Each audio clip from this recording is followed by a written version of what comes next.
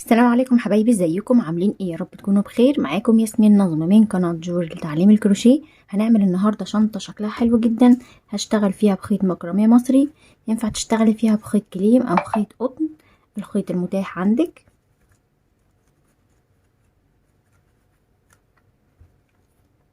سمك الخيط ده 2.5 ملي. هشتغل بإبرة 4.5. ينفع تشتغلي بإبرة 5. يلا نبدأ على طريقة العمل. بس قبل ما نبتدي، يا ريت لو أول مرة بتشوفيني يا ريت تشتركي عندي في القناة وتفعلي الجرس وتسيبيلي كومنت تقولي لي رأيك ايه في الشنطة وبتشاهديني من أي بلد. يلا بينا على طريقة العمل. هبدأ أول حاجة أعمل عقدة. لو عاوزة تكبري الشنطة أكبر من الحجم اللي أنا عاملاه بتكبري عدد سلاسل البداية. هشتغل 18 سلسلة. 1 2 3 4 5 6. كده أنا ارتفعت 18 سلسلة. الطول بتاعهم 14 سنتي. هرتفع كمان سلسلة. وفي ظهر الشغل هشتغل أول غرزة منزلقة.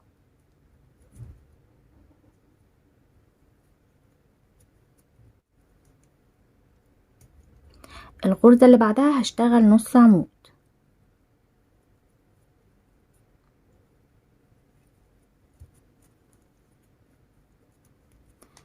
اللي بعدها منزلقة، نص عمود. هكمل كده لحد ما اخلص 18 غرزة منزلقة نص عمود.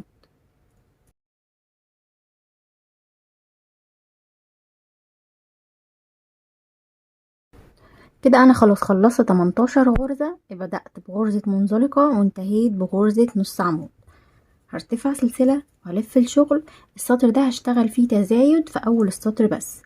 اول غرزة في السطر المفروض اشتغلها منزلقة. انا هشتغل الاول نص عمود،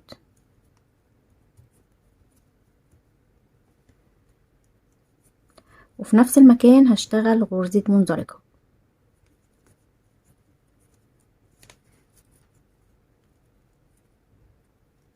كده انا اشتغلت غرزتين في اول السطر. اللي بعدها نص عمود منزلقة.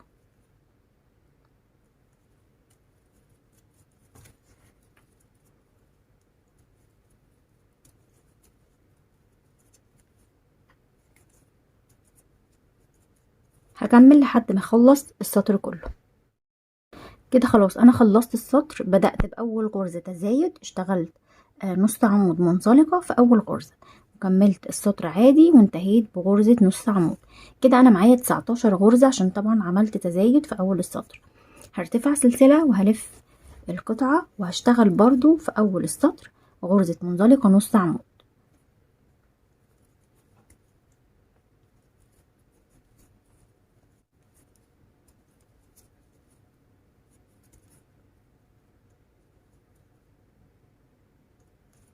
كده اول غرزة انا اشتغلت فيها تزايد.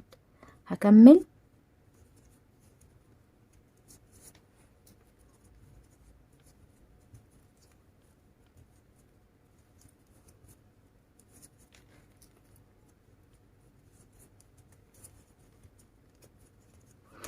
لحد ما اخلص السطر كله. كده خلاص انا خلصت السطر ومعايا اخر غرزة نص عمود. كده معايا 20 غرزة. كده انا عملت سطرين تزايد واول سطر كان ثابت. هرتفع فوق ال20 غرزة دول، هرتفع 10 سطور. هبدأ بغرزة منزلقة وهنتهي بغرزة نص عمود.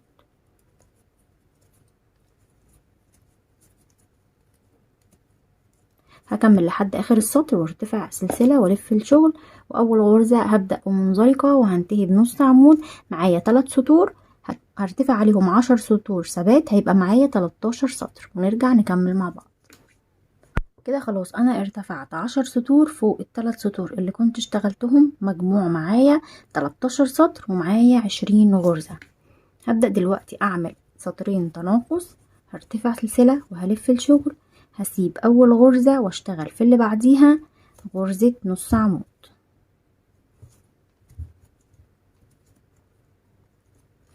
انا غرزة المنزلقة اللي كنت المفروض اشتغلها في الغرزة الاولى ما اشتغلتهاش، مش هشتغل تاني غرزة منزلقة، لا، عشان امشي بنفس السطور ونفس الغرز، فهتخطى على طول اول غرزة اشتغل اللي بعديها نص عمود. بعد كده الغرزة اللي جاية غرزة منزلقة، نص عمود، منزلقة.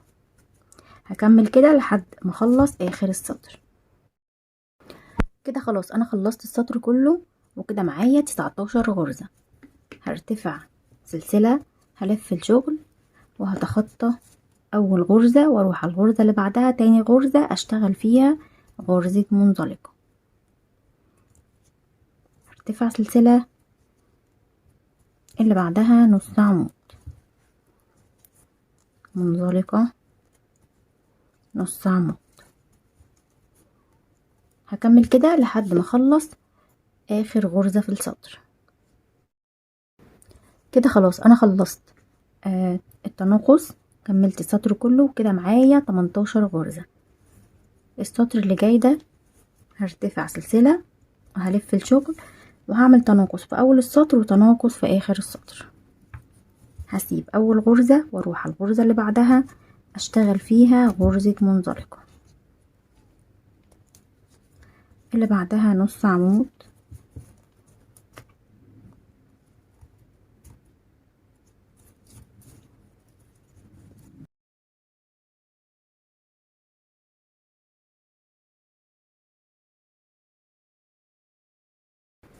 كده انا معايا 15 غرزة وفاضل معايا اخر حلقتين في السطر، اخر غرزتين. هسيب اول غرزة واروح على اللي بعدها، اخر حاجة اشتغلتها منزلقة، هعمل نص عمود، هفوت دي واروح على اللي بعدها اشتغل فيها نص عمود. كده معايا اخر سطر، معايا 16 غرزة. هرتفع سلسلة، هلف الشغل، واخر سطر ده هشتغل فيه غرز حشو، 16 غرزة حشو تحت الحلقتين.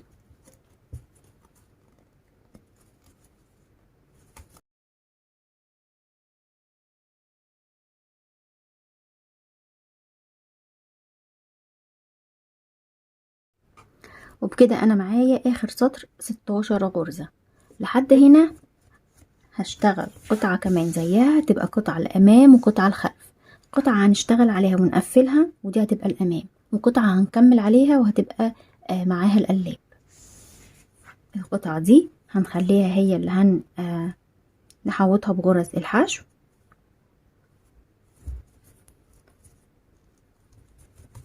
اخر حاجة هنرتفع سلسلة وهنلف الشغل وهنشتغل في كل غرزة. معايا هنا في السطر 16 غرزة هشتغل فيهم غرز حشو.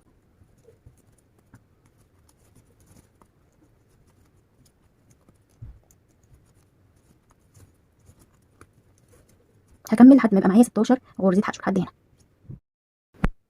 خلصت 16 غرزة حشو، هبدأ احوطها لحد هنا بغرز الحشو. هسيب اول غرزة اللي انا اشتغلت فيها مش هشتغل فيها تاني، هروح على السطر اللي قبله هنا وهشتغل حشو هنا،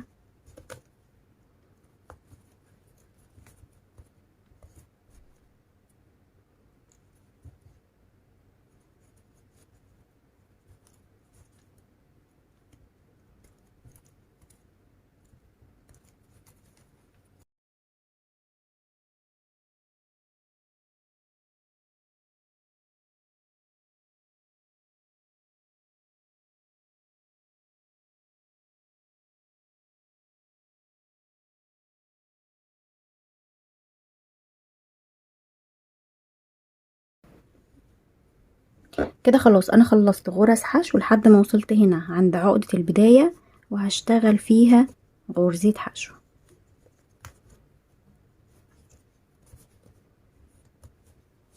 هشتغل فيها غرزة واحدة بس، هروح على الغرزة اللي بعدها على طول وهشتغل فيها برضو حشو،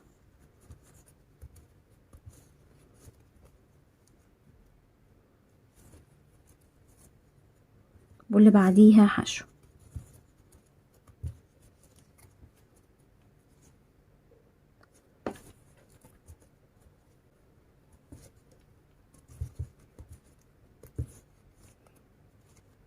همشي في كل غرزة غرزة واحدة بس، هاجي هنا اشتغل برضو غرزة واحدة وانتقل على الغرزة اللي بعدها على طول لحد ما اوصل هنا. كده خلاص انا حوضتها كلها بغرز الحشو. هبدأ اقفل القطعة.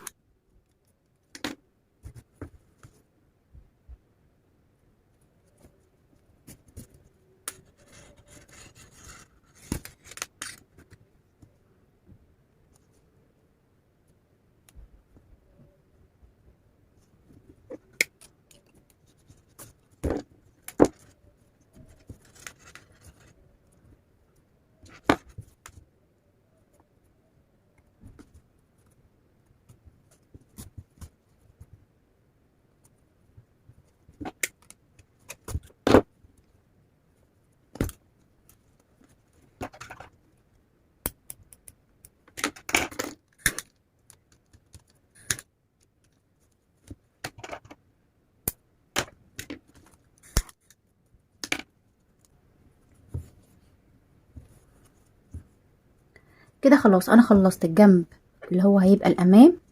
هنبدأ نشتغل على القطعة التانية.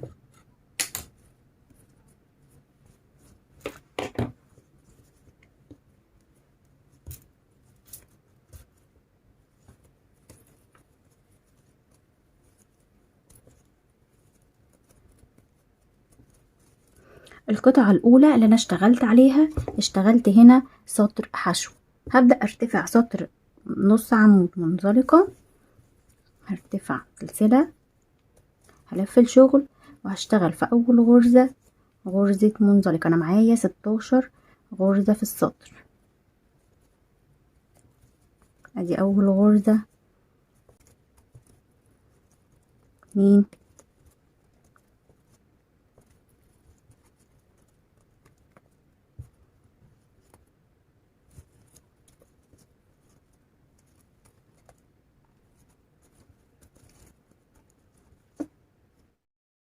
انا كده خلاص خلصت السطر.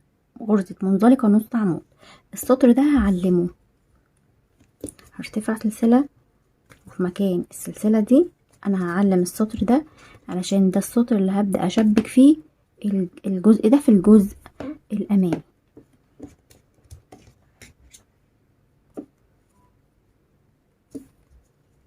تمام، انا كده علمت السطر ده. هرتفع القلاب، هكمل 16 غرزة منزلقة نص عمود،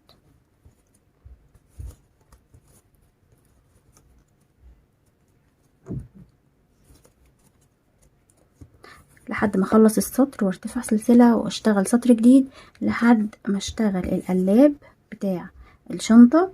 هرجع اقول لكم اشتغلت كام سطر ونرجع نكمل مع بعض. من بعد ما حطيت العلامة ارتفعت 10 سطور. هبدأ دلوقتي احوطها بغرز الحشو زي ما اشتغلت في القطعة الامامية. والعلامات دي اما اجي جنبها هشتغل فيها غرزة حشو واحط العلامة تاني عشان اعرف اثبت الامام فين بالظبط.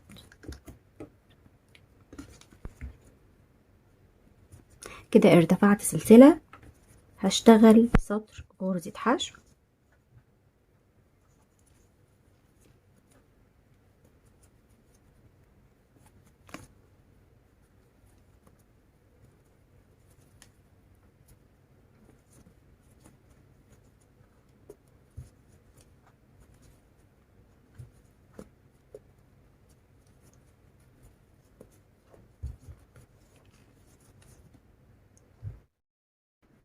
اشتغلت 16 غرزة حشو. اخر غرزة هشتغل في نفس المكان غرزة كمان.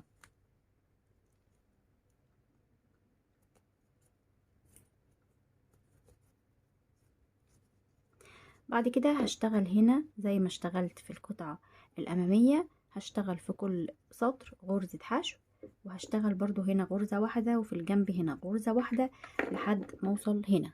هكمل واحوطها كلها بغرز الحشو ونرجع نكمل مع بعض.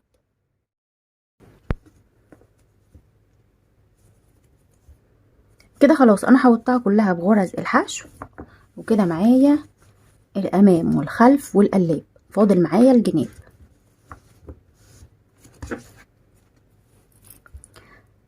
هعمل عقدة وهرتفع 4 سلاسل.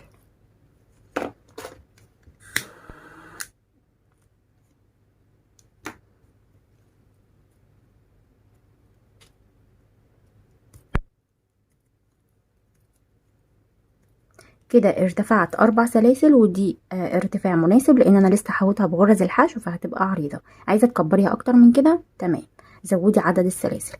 هرتفع كمان سلسلة ارتفاع، واول غرزة بتقابلني هشتغل فيها غرزة منزلقة.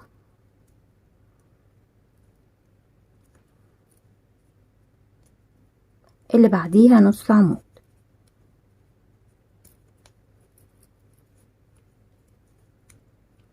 منزلقة، نص عمود.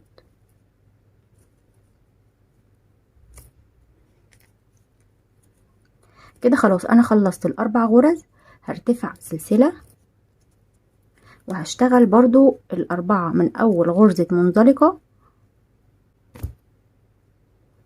هشتغل في اول غرزة منزلقة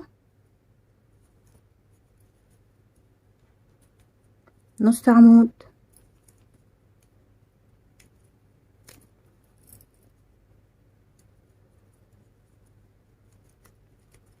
منزلقة، نص عمود.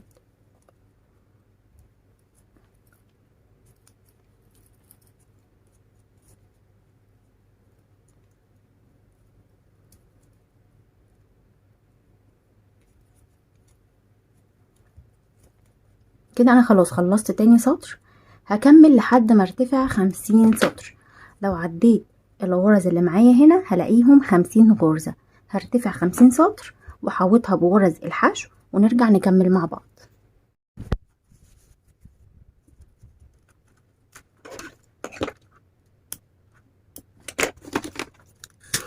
ارتفعت 50 سطر غرزة منزلقة نص عمود وحوطتهم بغرز الحشو، وفي الزوايا هنا اشتغلت غرزتين.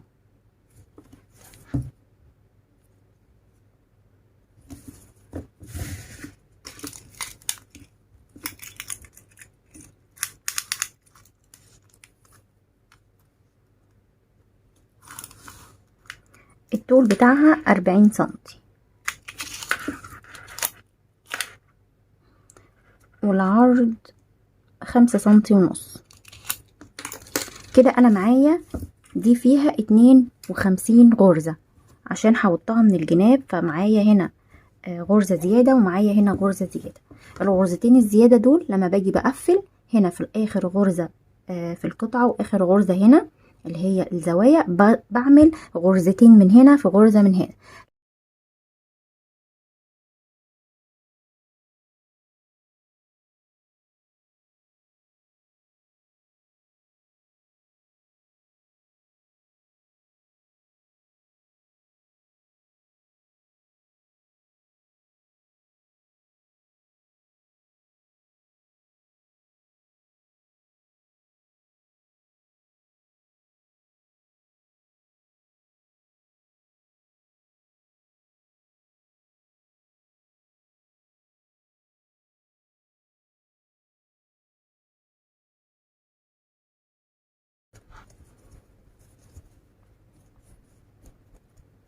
كده انا عديت من هنا 10 غرز وحطيت علامة، وعديت من هنا 5 غرز. كده انا معايا 15 غرزة غير اول غرزة فوق، كده 16. الغرزة اللي في الزاوية دي هجمعها مع غرزتين، يعني هجمعها مع الغرزة دي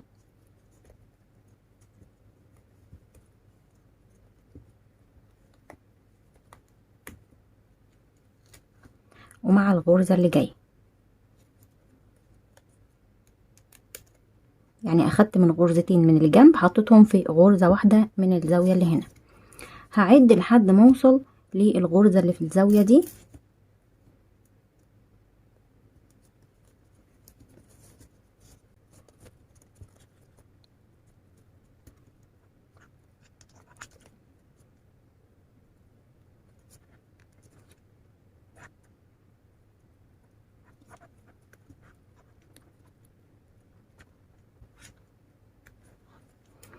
وفي نفس الغرزة هروح على الغرزة اللي بعدها بالشكل ده كده.